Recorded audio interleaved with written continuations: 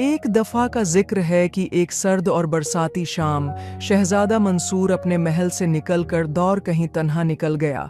वो ख्यालों में खोया हुआ चलता रहा, यहाँ तक कि उसे मालूम ही न हुआ कि वो कहाँ पहुँच चुका है।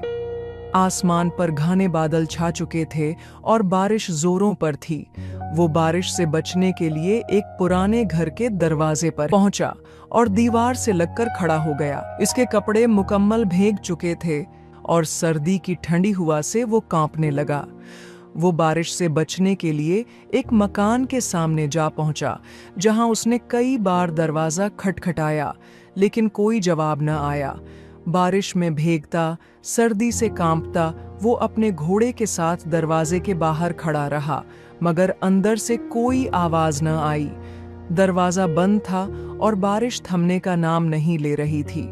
शहजादे ने बार बार दस्तक दी, मगर अंदर खामोशी छाई रही। दिल में उम्मीद थी कि कोई आएगा। एक शहजादे को यूं दरवाजे पर खड़ा देखकर शायद कोई बेनियाजी न बरते। जब कुछ न हुआ तो उसने फिर नजरें दौड़ाईं। एक और मकान दिखाई दिया, रोशनी भी झलक रही थी। वो इस तरफ बढ़ा। यहाँ एक बूढ़िया रहती थी जो आम नजर आती थी, मगर उसकी आंखों में एक खास चमक थी, लालच की चमक। शहजादे ने पनाह मांगी, लेकिन बूढ़िया ने उसे अपने घर पनाह देने से साफ साफ इनकार कर दिया, और जब उसने उशर्फियों का वादा किया तो बुढ़िया मान गई। मगर यह मेहरबानी मशरूत थी। घोड़े की जगह अलग थी और उसके बदले मजीद कीमत मांगी गई। जादू के एक कमाल से बुढ़िया ने घोड़े को बल्ली जितना छोटा करके मर्गियों के डरबे में रख दिया। शहजादा हैरान रह गया, मगर खामोश रहा। घर के अंदर माहौल अजीब था। पुराने फर्नीचर और खामोश दीवारों के बीच एक नौजवान लड़की बैठी थी। वो शहजादे को खुश आमदीद कहती, बातों से लुभाती और उसकी मौजूदगी को एक अनमोल तोहफा समझती थी। मगर शहजादे का दिल बेचैन हो गया। वो यहाँ मजबूरी में आया था। यहाँ की फजा में मसनूई खुशी और मफाद की बू थी। जल्द ही उसे एक और कमरा दिया गया, जहाँ एक दूसरी लड़की मौजूद थी, रखसाना। वो बहुत खूबसूरत थी, मगर उसकी खूबसूरती से बढ़कर उसकी आंखों में सच्चाई और नरमी झलकती थी। वो शहजादे का बिस्तर दरस्त कर रही थी और उसकी आवाज में वो अपनायत थी जो किसी अजनबी को भी अपना बना ले। शहजादे को अंदाजा हो गया कि ये लड़की इस अजीब घर का सबसे रोशन और बेगरज गोशा है। रखसाना सुतीली थी और उस पर जुल्म होना घर की आम रवायत थी, मगर उसने शिकवा नहीं किया, सिर्फ हालात को कबूल किया हुआ था। शहजादे ने उसकी हालत देखी, सुनी और दिल में एक फैसला कर लिया। उसे यकीन आ गया था कि ये लड़की एक शहजादी बनने की हकदार है। रखसाना ने जब शहजादा मंसूर के कपड़े भीगे देखे तो उसने चमनी में लकड़ियां डालकर आग जलाई और दोनों उसके पास बैठ गए ताकि शहजादा गर्म रह सके। आतिशदान में आग दहकने लगी और सर्दी का जोर टूटने लगा। रखसाना अब सिर्फ एक मजलूम लड़की नहीं रही थी, वो शहजादा मंसूर के दिल में उम्मीद का एक चिराग जलाने लगी थी। जबकि दूसरी तरफ बूढ़ी औरत सईदा और शहजादे की शादी के मंसूबे बनाने लगी। रखसाना ने खाने के लिए बुलाया। शहजादा मंसूर, बूढ़ी औरत और सईदा दस्तरख्वान पर बैठे थे। रखसाना एक तरफ खड़ी रही तो शहजादे ने उसे साथ बैठने को कहा, मगर बूढ़ी औरत ने उसे बर्तन धोने का हुक्म दिया और कहा कि अगर खाना बचा तो उसे दे दिया जाएगा। रखसाना की आंखों में आंसू आ गए। शहजादे को गुस्सा आया और उसने बूढ़ी औरत और सईदा के रवैये पर एहतजाज किया। जब शहजादे ने कहा कि वो रखसाना से शादी करेगा तो माँ बेटी दोनों हैरत ज़दा रह गईं। बूढ़ी औरत ने उसे अपनी बेटी की शक्ल याद दिलाई, जिस पर शहजादे ने दो टूक अल्फाज में कह दिया कि अगर वो शादी करेगा तो सिर्फ रखसाना ही से करेगा और किसी से नहीं। सईदा रोने लगी। रखसाना ये देखकर खौफजदा हो गए, मगर बूढ़ी औरत ने कोई जादुई हरकत नहीं की। कुछ देर सोचकर बूढ़ी औरत ने रखसाना की शादी की इजाज़त दे दी। रुखसाना बूढ़ी औरत के मान जाने पर हैरान रह गई, जबकि सईदा को अपनी माँ पर शदीद गुस्सा आया और अगले दिन शहजादा महल वापस चला गया। शहजादे ने दोस्त अनवर को सारा वाकया सुनाया जो उसके बावर्ची का बेटा था और कहा कि वो रखसाना का रिश्ता तय करना चाहता है। पूरा वाकया सुनने के बाद अनवर को शक हुआ कि बूढ़ी औरत जरूर कोई चालाकी करेगी। शहजादा भी अब परेशान होने लगा, मगर अनवर ने तसल्ली दी कि वो सब संभाल लेगा।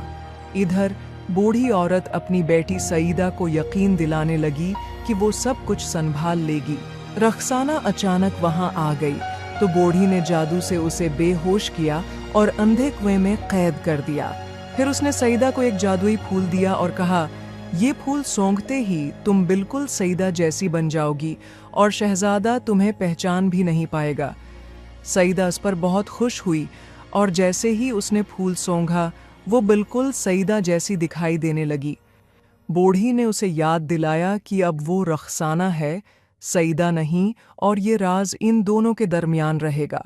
दोपहर के सुनसान घड़ियों में माँ और बेटी को शिद्दत से भूख महसूस हो रही थी। सईदा जो खाना पकाने से नावाकिफ थी और बुढ़िया जो काम से कितराती थी, इस हालत में थी कि अगर रुखसाना वहां होती तो शायद उन्हें भूख का सामना न करना पड़ता।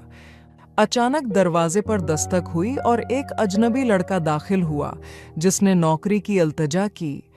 बुढ़िया ने अपनी जरूरत के पेश नजर उसे घर में मुलाजिम रख लिया, हालांकि उसका वादा था कि तनख्वाह नहीं दी जाएगी।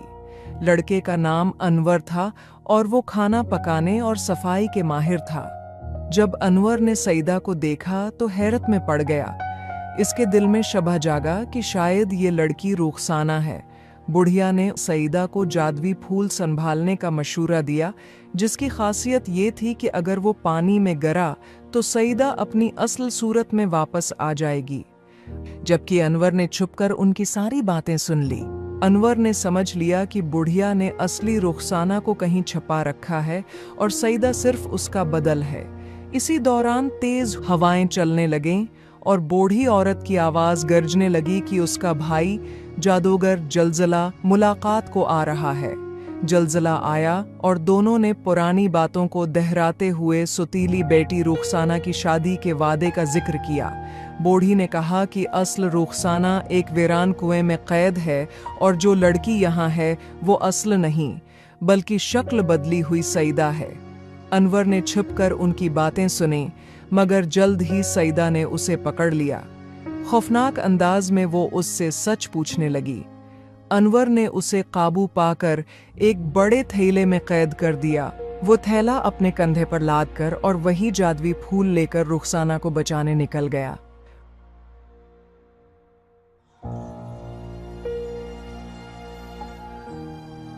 वो कुएं पर पहुंचा, अंदर उतरा और असली रुखसाना को निकालकर सईदा को वहां बंद कर दिया।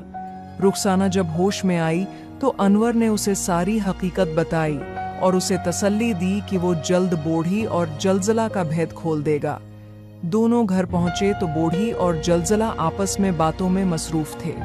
अनवर छिपकर बाहर खड़ा रहा, जबकि रुखसाना सईदा का रूप धार कर आहिस्ता आहिस्ता अंदर बुजुर्ग औरत के पास चली गई। और जब जलजला कुएं में कर रुखसाना को ले जाने निकला तो अनवर भी पीछे पीछे चला। जलजला कुएं तक पहुंचा और वो बड़ा थैला जिसमें सईदा कैद थी अपने कंधे पर लाद कर खामोशी से अपने तारीक घर की तरफ रवाना हो गया। जबकि अनवर खामोश कदमों से उसका मुसलसल पीछा कर रहा था। वो जादूगरों की बस्ती पहुंचे जहां जलजला एक खूबसूरत मकान में दाखिल हुआ। अनवर ने भी बगैर खौफ के अंदर घुसकर इस मकालमे को सुना जिसमें जलजला और इसका बेटा रुखसाना के मुतालिक बात कर रहे थे।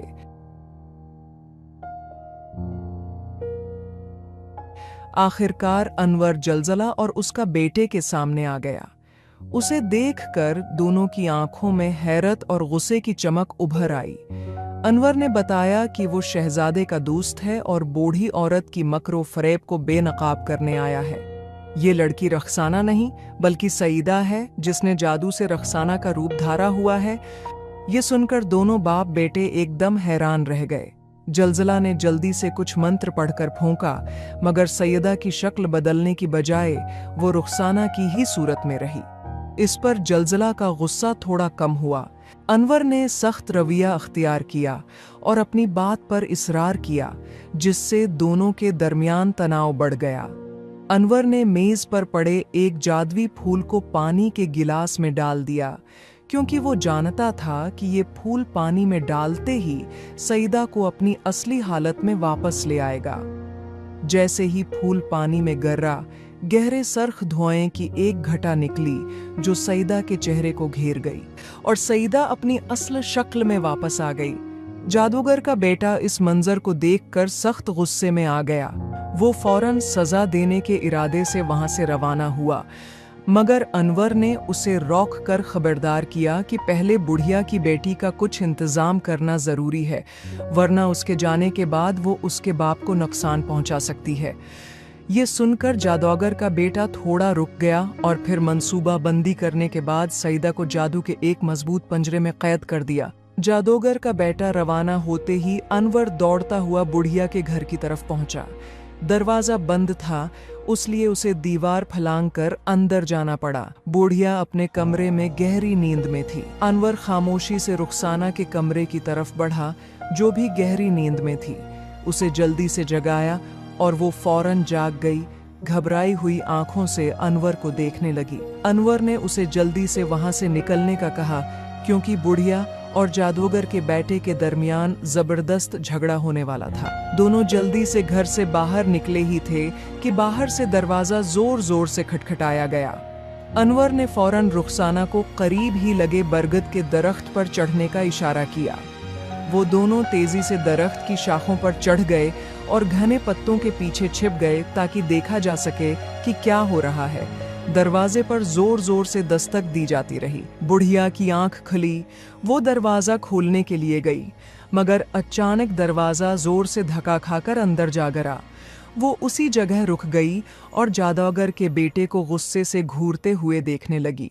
जादूगर के बेटे ने शदीद गुस्से में बुढ़िया को धमकाया कि उसकी मुकारी का अंजाम देख ले, और फिर एक अंडा उसके सामने फेंका जो धमाके के साथ फट गया। फौरन चारों तरफ आग भड़क उठी और बुढ़िया आग के घेराव में आ गई।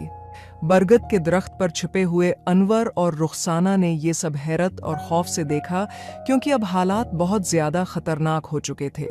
बुढ़िया ने जब जमीन पर अपना एक पांव जोर से मारा तो जमीन में कई सोराख फट पड़े और इन सोराखों से पानी की तेज तेज धाराएं निकली जो आग की लपटों को फौरन बुझा गईं। चंद लम्हों में पानी भी गायब हो गया। बुढ़िया के चेहरे पर गुस्सा और नफरत साफ झलक रही थी। उसने जादूगर के बेटे को धमकी दी, कहा कि भाई की औलाद न होती तो उसे यकसर नेस्त व नाबूद कर देती, और उसे फौरन वहां से दफा होने का हुक्म दिया। जादूगर के बेटे ने अपने हाथ को आसमान की जानिब बुलंद किया तो अचानक आसमान में बिजली की चमक सी हुई और 5 तेज नेज़े सनसनाते हुए बुढ़िया की तरफ बढ़ने लगे। बुढ़िया ने फौरन अपने मंत्र पढ़कर उन्हें फेर दिया और वो नेज़े पलटकर जादूगर के जिस्म को छीदते हुए गुजर गए। जादूगर दर्दनाक चीखें मारता हुआ जमीन पर गिरकर तड़पने लगा और कुछ ही देर में दम तोड़ गया। देखते ही देखते जलजला के बेटे की लाश हुआ में बुलंद होने लगी। उसकी मौत के साथ ही बुढ़िया का दिल दहल गया, क्योंकि उसे मालूम था कि अब जादूगर के बेटे की लाश इसके बाप के पास जाएगी और वो इंतकाम के लिए वापस आएगा। डर के मारे बुढ़िया ने अपना सारा कीमती सामान जल्दी से एक जगह बंधा और अपनी बेटी सईदा को पुकारना शुरू किया, मगर जवाब न मिला, क्योंकि सईदा जलजला जादूगर की कैद में थी। बुढ़िया पागलों की तरह पूरे घर में उसे तलाश करने लगी। इस दौरान अनवर और रुखसाना खामोशी से इस खौफनाक मंजर को देख रहे थे। अचानक तेज हुआ चली और गरज चमक के साथ जलजला जादूगर आ पहुंचा। कंधे पर सईदा थी। बुढ़िया ने उसकी आमद देखकर अपने गुस्से और खौफ को छिपाने की कोशिश की।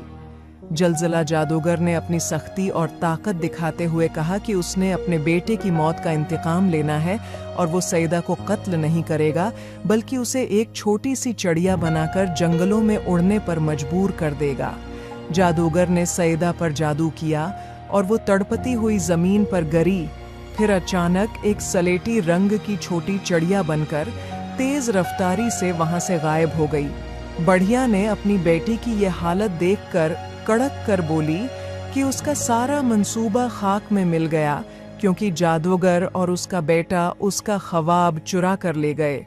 जलजला जादूगर ने बुढ़िया को इल्ज़ाम दिया कि उसने अपनी लड़की की शक्ल अपनी सौतीली बेटी रुखसाना जैसी कर दी थी ताकि उसे धोखा दे सकें, और दोनों के दरमियान सख्त बहस और जदल शुरू हो गया। वो एक दूसरे पर जादू के ज़बरदस्त वार करते रहे और आखिरकार जादूगर ने ज़ोरदार वार से बुढ़िया को ख़त्म कर दिया। बुढ़िया के मरते ही एक ज़ोरदार आंधी चली जिसने जिस दरख्त पर रुखसाना और अनवर छिपे थे उसे ज़ोर ज़ोर से हिलाया, मगर खुदा का शुक्र कि आंधी का ज़ोर कम हुआ।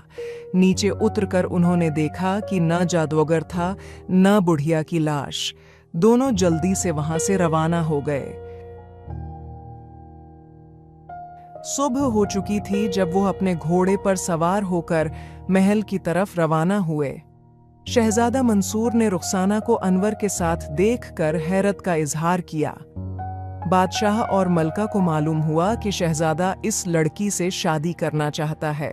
अनवर ने शहजादा को सारी कहानी सुनाई कि किस तरह मुकार जादूगरनी ने अपनी बेटी को शहजादे की बीवी बनाने की साजिश की, मगर अनवर की चालाकी ने इस मंसूबे को नाकाम बना दिया। चंद दिनों बाद शहजादा और रुखसाना की शादी हो गई और वो खुश व खर्म जिंदगी गुजारने लगे। शहजादा ने बादशाहत संभालने के बाद अपने दोस्त अनवर को वजीर मुकर्रर किया, जिसने अपनी हिकमत अमली से मुल्क को तरक्की की राह पर गामजन कर दिया।